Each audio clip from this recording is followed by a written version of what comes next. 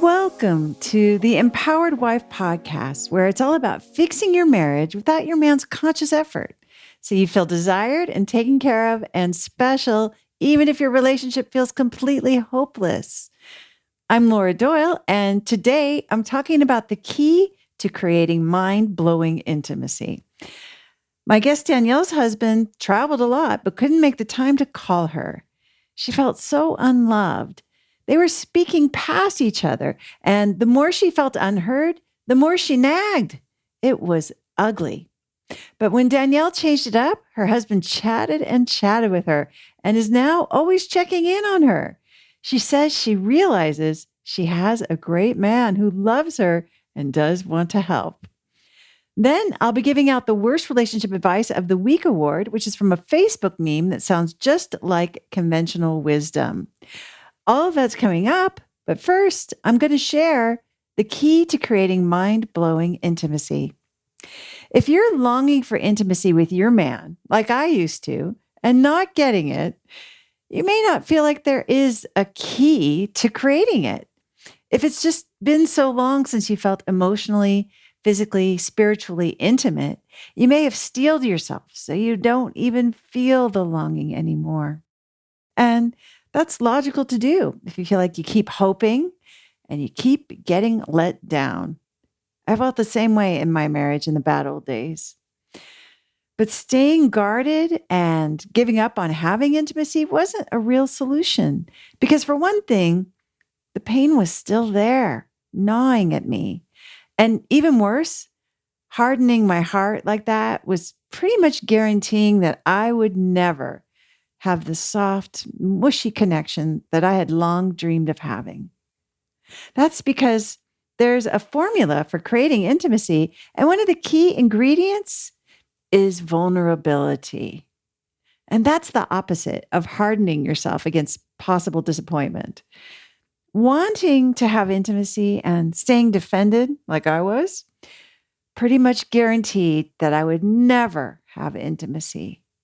It would be like trying to make tomato sauce without tomatoes. Vulnerability is at the heart of what creates intimacy, being unguarded, being so open that you could actually get hurt is vital. So, wanting to have mind-blowing intimacy and stealing myself from disappointment was a contradiction. I was stuck and I didn't know why. I was reminded of this recently when I was reflecting on some of the things that I miss about being younger and feeling pure grief about it. And I felt embarrassed about my husband, John, noticing that I'm getting older since he lives with me and he sees me every day. Of course, he never lets on that he notices any of the indignities of me aging. And even if he did, I know he loves me anyway.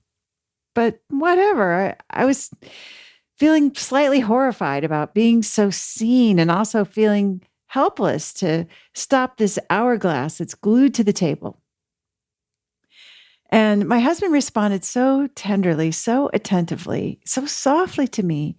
And that just made me even more teary. And then he was being playful and cheering me up by reminding me that I'm normal and that it's appropriate to get older and go through changes, and that everything I'm experiencing is a feature of the magnificent ride that we're on. So it ended up being a gratifying, intimate moment. And you might be thinking, but my husband is repulsed by my vulnerability. He hates it when I cry, and he gets gruff and he runs away. And that might lead you to thinking that the intimacy skills don't work for you. They don't work with your man. And I can see why you would feel that way. There's nothing worse than letting someone else see your authentic grief and having them respond with hostility, or even worse, abandoning you.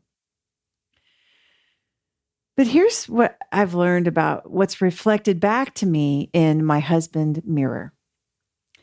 If my grief is also a perceived criticism or complaint about him, If there's any blame in my sadness, even if it's just one drop, it's not true vulnerability.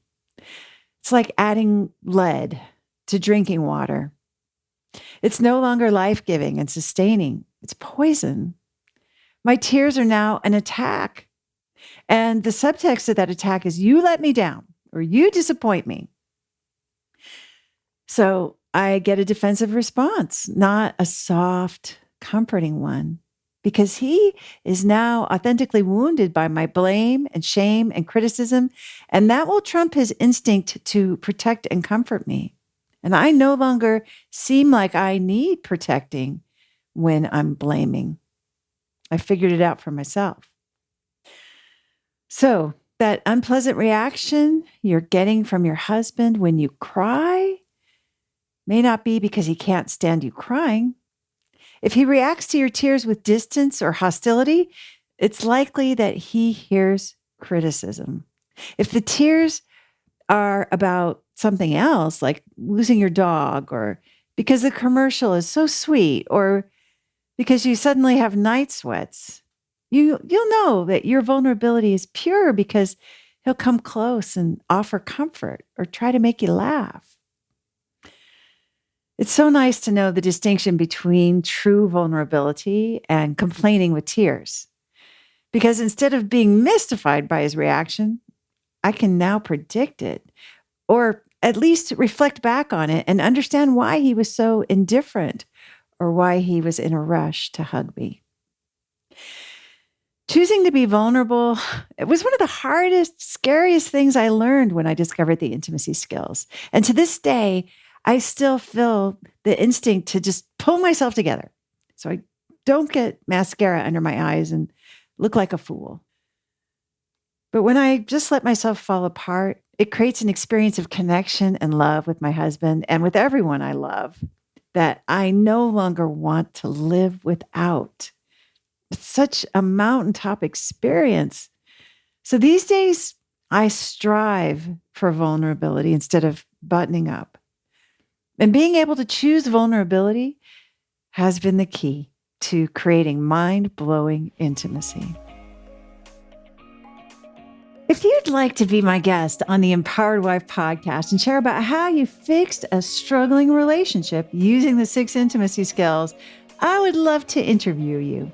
Just go to lauradoyle.org/podcast-guest to let me know that you are willing to make a big contribution to ending world divorce by telling your relationship story. I look forward to meeting you. That's lauradoyle.org/podcast-guest. My guest Danielle's husband traveled a lot, but couldn't make the time to call her. She felt so unloved. They were speaking past each other, and the more she felt unheard, the more she nagged. It was ugly. But when Danielle changed it up, her husband chatted and chatted with her and is now always checking in on her.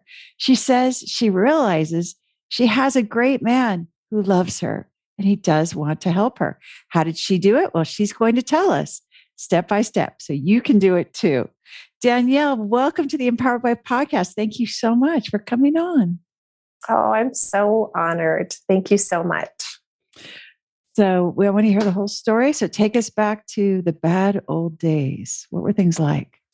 Yeah. My husband traveled international endlessly, and it's exhausting. I didn't see it that way. I saw it through bad eyes, really. I saw it as though he thought he was better than me and he'd moved on and he was much more important and his career was more important. And I was just getting washed in the shuffle. And he'd come home and I would nag and nag and nag, and it would make him mad and he'd become more and more distant. And so, of course, I would accuse him of not caring, not wanting to. And oh gosh, I was so mean. so mean. And all I was doing was pushing him away by demanding that he interact with me. And it got to the point where one day he said, "Look, babe, I love you, but this is not working. Something has got to give." And I knew he was serious. because it didn't come in the form of silence or yelling back or, mean comments. It came in the form of an honest statement. Hey, this isn't working. And I was devastated. It was so hard. Yeah. It sounds I mean, it's so really what I hear in that is like, we're going to have to separate or divorce, or is that, I mean, he never used the words, but I knew that was in his head. And over the course of time, yeah, he did admit that like I was entertaining, oof. not being a part of this. Um, and I had no idea what to do. I would just demand more because surely me telling him to be nice to me was the answer. Right. Well, that's what we all thought, right? Before we knew any better. And what kinds of things were you nagging him about? Was it mostly for his time and attention, or what other areas? Yeah. And, I would sit at home while he'd be gone and, in a different time zone and me not having any idea what he was doing. I mean, I knew most of what he did was entertaining and fun and just amazing experiences. And I would sit at home and just brew and be so mad. And so I would send nasty texts. And he'd come home and I would just be up in his business when the poor guy really just needed to rest. And I put all of my focus on him and I didn't give myself any focus at all. I'd mop the floor with just sheer anger for him to get off the plane. And then he'd go to a friend's instead of come home. It was, yeah. Yeah. So it does sound incredibly lonely. And since you didn't know why he was distant, you certainly didn't know how to fix it or what to do differently. No. And he's like, I don't believe in counselors, but obviously we need to see a counselor. And so in true controlling fashion, I went and found one that I thought, is a man, and Mike would hide in video games. And I found someone who dealt with video game addiction. And so I thought, well, clearly I'm choosing the one that's going to tell him he's wrong. And we went to him. And on the third time, I realized he'd been divorced 3 times. So how's he going to save my marriage if he can't keep up himself? Wow. So that was disappointing. So, and then, but were the sessions helpful at all, or? No, not at all. Not at all. We'd go home still mad at each other. And we wouldn't even drive there together. We'd drive there separately, knowing that we'd just get in a fight on the way home. But, we only went like 3, maybe 4 times. I think only 3. And Mike said, and I said, I'm never doing that again. If he can't save it, how's he going to save us? And Mike said, I don't care what we do, but it has to fix. I'm not carrying on. And so I went to the bookstore thinking I would buy all of the books.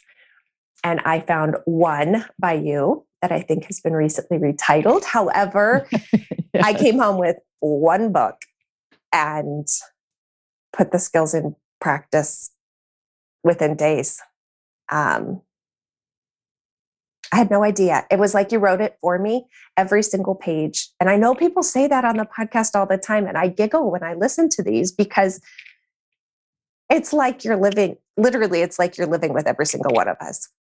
Yeah, it was crazy. So I just used those recordings I took from your dining room and I put them right in the book. Pretty much. So it was really similar at your house to how things were going at my house. It sounds like. Yes. And I had no idea. I had no idea that I was the cause of the problem. I had no idea that I needed to focus on myself. I had no idea that he was going and doing all of these amazing things and busting his butt for me. And I just couldn't see it that way until I read the book and then all of them. Wow. So I think you're referring to, it's called The Empowered Wife now. That's the book that you're reading. Yes. And so this was kind of an eye-opening experience to see a different perspective. And now it sounds like it's almost hard to remember the Danielle who was not so grateful, it sounds like, for his efforts and all this international exhausting travel he was doing, because you see him so differently now. Yeah. Yes. But even more importantly, I see myself differently. I want nothing more than to show up with my dignity and with a smile on my face and to let him shine and be the man that he is. And that was never a thing before. It was just all rooted in control. Yeah, I see myself differently, and that's even more important. And it allows me to see him differently. Wow. So I want to hear more about this. So I think, so you mentioned there was some nagging going on, which and yelling and screaming. And right. Yeah. Okay. And, but both sides, I imagine, right? Were yelling and screaming. And it wasn't just you. So I think this is where it gets kind of confusing, right? For a woman who is hearing her husband yell and scream and thinking, I know this isn't right. This isn't what's supposed to go on. And you also felt like his video game playing was interfering. It was an addiction, right? So you had plenty of things to point to on his side that were wrong. And now you're saying, I'm the one that changed. I'm different now. And that's what made marriage better. I mean, we're going to get into that in a minute, but do I have that right? Yeah. Yeah, very, very much so. I mean, I don't know if this is the direction that you're asking me, but it's coming to my head. I took everything that you had taught us and I said, wow, I'm not ready to do that. Well, I'm not ready to do that. And so I took one skill and I just listened with my mouth shut and a smile on my face. And it was mind blowing to not give constant feedback, to just put that duct tape on. And he talked forever, Laura. He just shared everything with me on the first try. It was so crazy. I had never tried keeping my mouth shut. I mean, I was telling him how to run his career. I was telling him when to get an oil change. And instead, I just listened. And all the amazing things came out. It was really cool. Wow. I love that. So that was the first little experiment you did. We call it duct tape, right? You just do some listening. And it sounds like that brought you a feeling of connection right there and intimacy. Yeah, it gave me the courage to try the next skill and the next skill. What else did you try? What was next? Oh, man.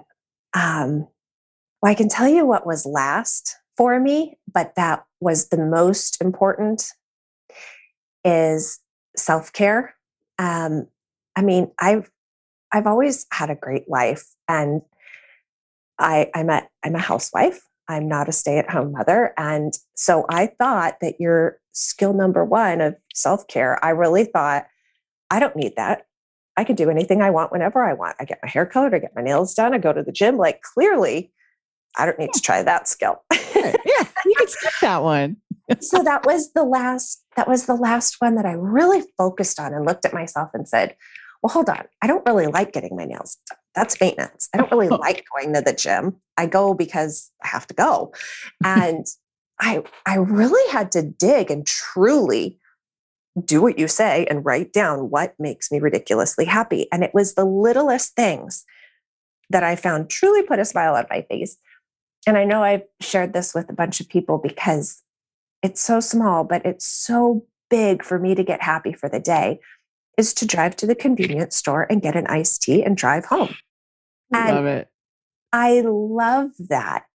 And when I finally put self-care as a priority, and I finally chose to do things every day, at least 3 every day, my husband would get excited for me. Like when I'd go out the side door to get in the truck to go get my iced tea, he'd say, have fun, babe. You know, I hope they have your flavor. And it was like the last step, but he'd get so excited for me to be happy. It was so cute. It is cute. So so this is evidence that he cares deeply about your happiness, it sounds like. Yeah. And I had no idea. I'd be so mean. He'd come home and hide in his office. And I had no idea it's because I wasn't fun to be around, you know? Yeah. Yeah. It's funny, I know to say that now, I'll say the same thing. Like, yeah, I was totally mean to him, and then he didn't want to be right. It sounds so obvious now, right? When you say I it, but we really didn't know any know. better, and and really thought this was how you were going to improve the marriage, is by telling him what he could do to make you happier, which was calling you when he was traveling or Right. spending And more time, demanding it. Demanding demanding it. doesn't Yeah. work. Demanding No, does not work. no. And you kind of alluded to it didn't feel that good to No, demand either. Yeah. no. So you're now ridiculously happy, it sounds like. Yes. And you put it as the number one skill, and it really is the most important. It's not his job to make me happy. It's not his job to make me a joy to be around. That's my job. And when I'm happy, he wants to be here. He really wants to be here. In fact, coming on to do this interview with you, I told him, "Oh, I'm going to do that today." And he said, "I'm so happy for you." He said, "I'll reset the internet and I'll get out of your way so you can have your call with Laura." And he did. He took his conference call in the car and left. And it was so sweet. It's super So sweet. sweet. And he knows you're on here, like talking about him, but he was fully supportive, it sounds like. Yes. Laura, the battle days were really ugly. And I slipped up a few times along the way, and I'd have to refocus on the skills. And they have to be with you. You have to be them and live them. But um, yeah, I slipped up a few times, but I have caught him recently telling people that, yeah, Danielle worked hard and she got a coach, and she found this gal, Laura, and we're doing great. And he talks about it Oh my openly. gosh. You It's must great. feel so good. That And is, and I kept it a secret for a good long while. But once I felt we were restored, I was able to share with him, "Hey, here's what I did." And he mirrors it. He says, "Thank you for everything." It's so cute. oh, so here's some gratitude, a culture of gratitude at your house. Tell us about that. Yeah. I had it in my mind that he couldn't do anything. I had it in my mind that he doesn't help around the house. He couldn't possibly know how to get his car fixed, or he couldn't possibly know how to pay taxes. And I just had it in my mind, all these terrible things. And I, I remember the first gratitude is he was on a conference call at home. Um, once COVID hit, the travel stopped and all of this work took place behind a closed door in his office, right? But he was on a conference call at home, and he picked up a broom and just started sweeping. And it was like the worst sweep job ever. He just kept going in circles around the room. And I'm like, oh my God. So I was still learning the skills. Anyway, um, when he was done, I said, "Thank you for sweeping the living room." And I just walked away. And you know what? He sweeps every single day. Oh, Literally, he sweeps every day now. So I took the skills one step at a time, and they all work. So the thank you turned into, he really helps around the house. It's amazing. wow. I love that Yeah. story because so it was so imperfect. Like you could have said, well, I'm not going to thank him for that because he's just going Oh in yeah. circles around the room. Right. So it was a little bit of a stretch for you to find that gratitude. There was a generous Very act. much. And the first time was scary on all of them, all the skills, but they're all there for a reason, and they all have a role. And gratitude is huge. So, and why was it scary at first? The gratitude. Oh, goodness. Um, I guess I was thinking he should be doing this already. I had Yeah. expectations. Yeah. Well, clearly other men help around the house. My guy should too. Why would I thank him for doing what's normal? Um, but it was that time where I was like, okay, I'm going to try this. And he obviously loved hearing thank you for sweeping. He does it every day Oh, now. So that was yeah. the start, and he's just done it every day since that day. And Yeah. does he still go around in circles or? I mean, sometimes, right?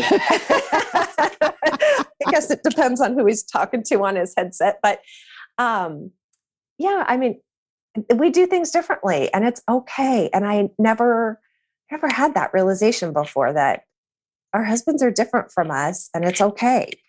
We do things differently, and it's okay. And then I think you said it, men don't make very good women, and women don't make very good men. And that's good. But I had no idea. I was like, clearly, if you don't sweep the corners of the room, you're not doing a good job. Well, eventually they'll get done. It's fine. Yeah, that's right. Yeah. And it sounds like you became pleasable. He saw where he could make Danielle happy. Yeah. Yeah. And that was the work that I had to do on me, is allow myself to be happy, allow myself to say thank you, allow myself to see that, wow, he doesn't have to sweep. He wants to help. Yeah, that was the work I had to do on me through the skills. Ah. So it sounds like you've changed quite a bit. What would you say? How would you describe how you're different? I work every day to show up as my best self to everyone around me. And I didn't before. I focused on things that were wrong. I focused on only trying to stay on my husband's page with how he did things. And now I focus on me. And it does attract our husbands when we focus on ourselves. So tell me about that. What's your marriage like now?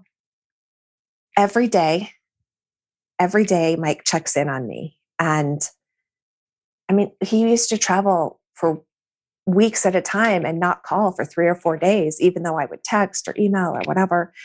And now, even if all he does is go to the gym, he calls me on the way home. How you doing, babe? Do you need anything?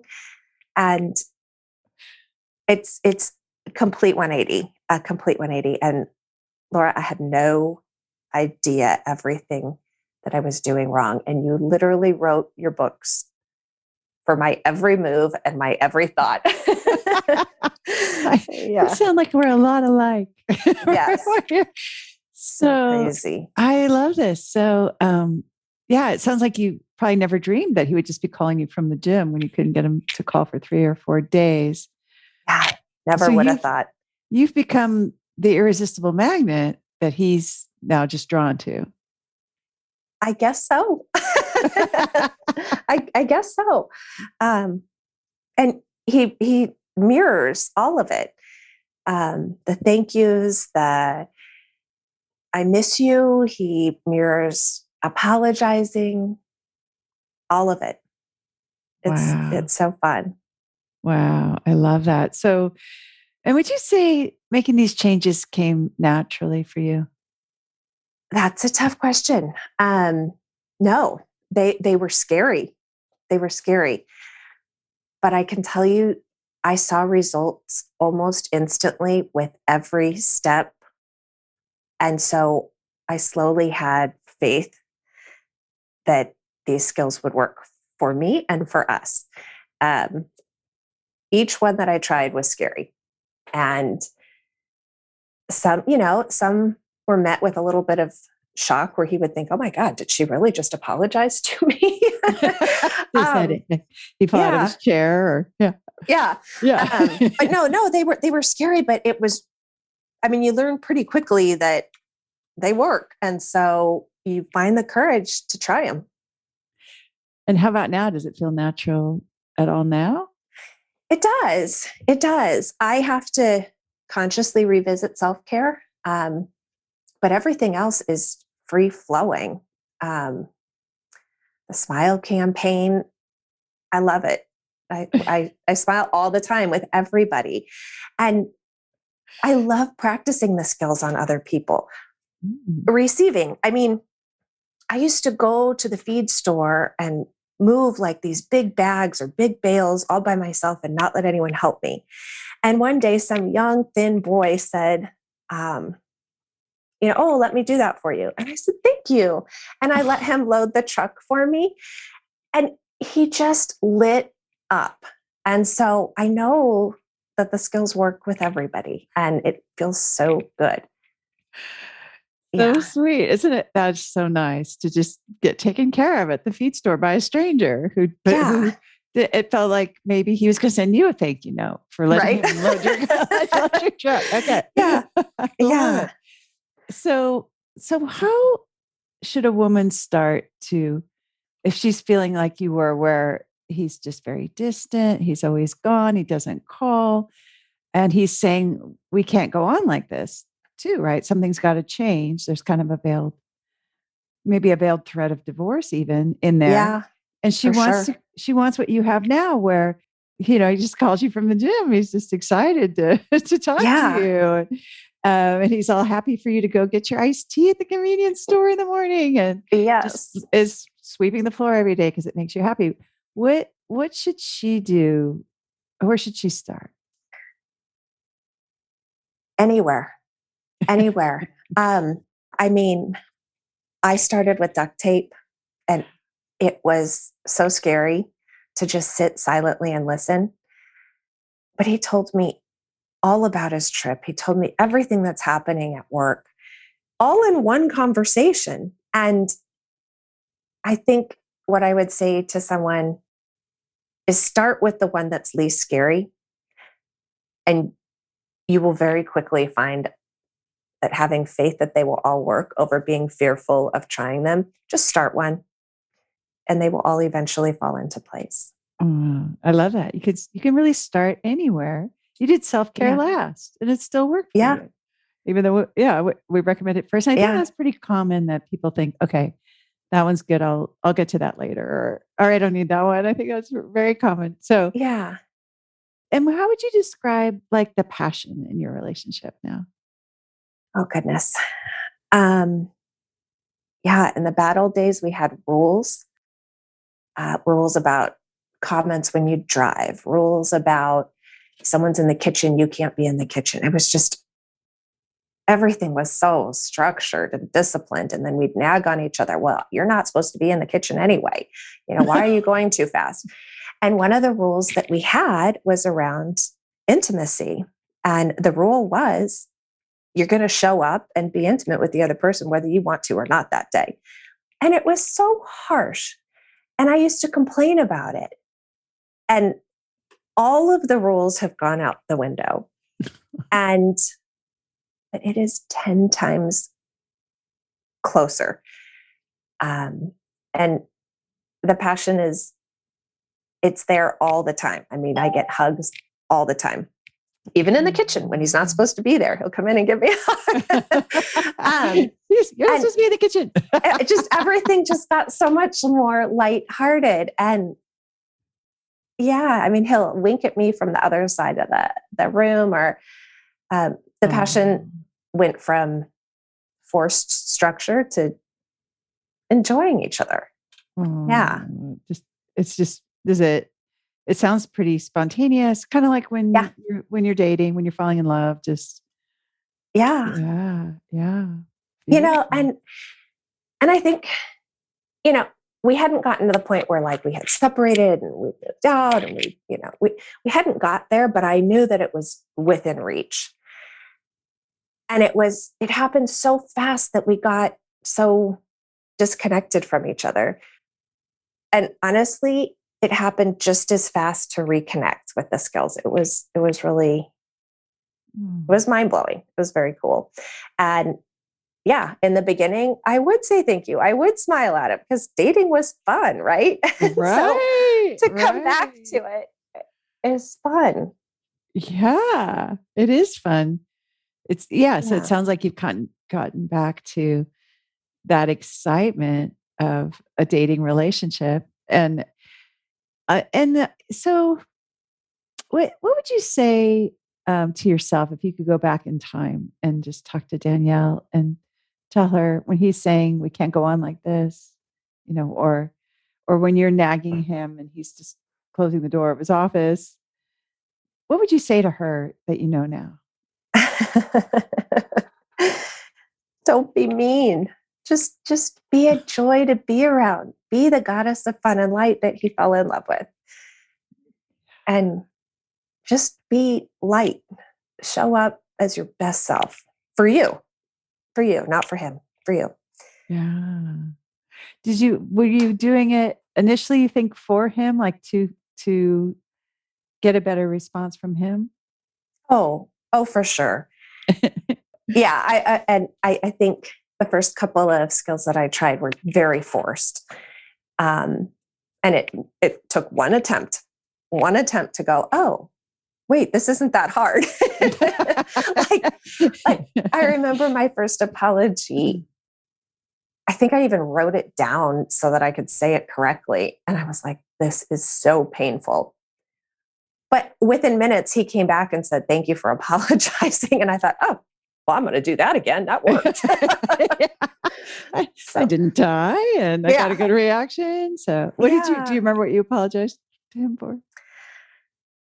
I don't remember what it was, but I remember where I was sitting when I did it. And I remember the pause that he had. And it was, I remember, Mike, I apologize for being disrespectful and he just got this blank look on his face.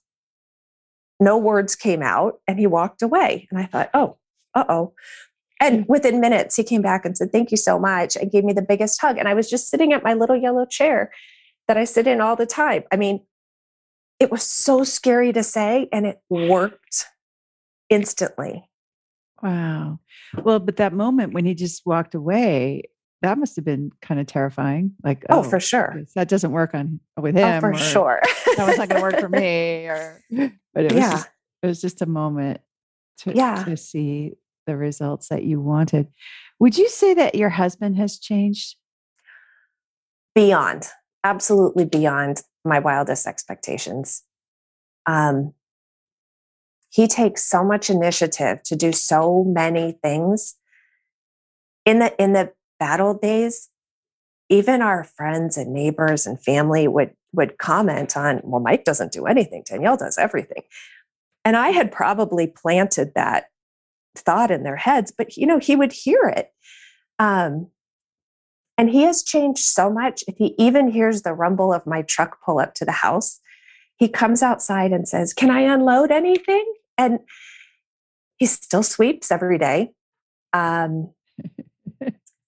He will bring home my iced tea sometimes. Even if I went to the store and I had a full one, if he comes home with it, I just receive it with so much, thank you, babe, for thinking of me. And he just eats it up. And he never would have gone and sat through a drive-through or walked into a convenience store in the bad old days.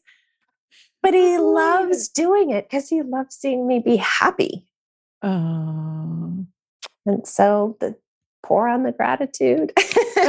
Yeah, you sure do have a great smile. You've been smiling throughout this whole conversation, and you've been talking about how that's been part of it, is just being a happy Danielle. And I just see that on you so big. I can see why you just can't probably wait to let's get some more of those smiles going. And I have one more thing that I don't know. I don't know if I've shared it with you, or I know I shared it with my coach, but I was so controlling. At one point I said to him, and I have apologized for this since, but at one point I said to him, real men can build things. You can't even use a screwdriver. Mm-hmm. Ouch, right? Ouch. Yeah. How could I say that to my husband? Laura, he has a 2,000 square foot wood shop and he builds furniture that is beautiful and has this amazing Instagram following because of it. And how could I change the way our marriage is so much from saying those terrible things to where he's at? And it's just proof. He just wants to make me happy. And all I have to do is follow the skills and be the skills. That's it. That's all I have to do. And it's so cool. Anyway, I had never shared that with you, but no, it's true. So he started building furniture after you started the skills, you're saying, or he'd always done that? No. Oh, after. Yes. He just, I picked up my hobbies as self-care, and he decided he was going to pick up hobbies as self-care. And this was one of them. And I mean, I really, in the battle days, I had the thought, you don't even know how to use a screwdriver. Like, I believed that. No, nope, apparently he can. It's Wow. yes. So has my husband changed so much? So much. I love that story. It's like a before and after of that's like, a kitchen remodel. Where they show the bad old kitchen and then you see the after one has furniture that he makes and puts on Instagram and people love it. So I love that. And would you say that you ever feel like when you're practicing the skills, like you have to kind of suck it up or just not say maybe like you feel like you're sort of stifling your opinion or you don't get a voice. Does that ever come up for you? No, I think I had the fear when I first read the book. I think I had the fear that, well, what do you mean I have to relinquish control of the time frame? If house guests come over at 6, like clearly the floor has to be swept by 5:30, right? Right. Right. But no, I absolutely get a voice in everything. And I've learned to believe that it's okay if it happens differently. It's okay if he puts the groceries away on a different shelf than I would have. And I have become that. Like at first it was kind of scary. Oh God, he's putting the ketchup on the shelf, not at the door. Right. Yeah. But now I've just become okay with, we do things differently and they're both fine. And I never would have thought I could relinquish control that much to be okay with him doing things differently. And I have, and it's with everybody.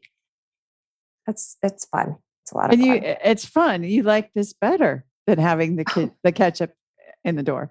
I like me a lot better. A lot better.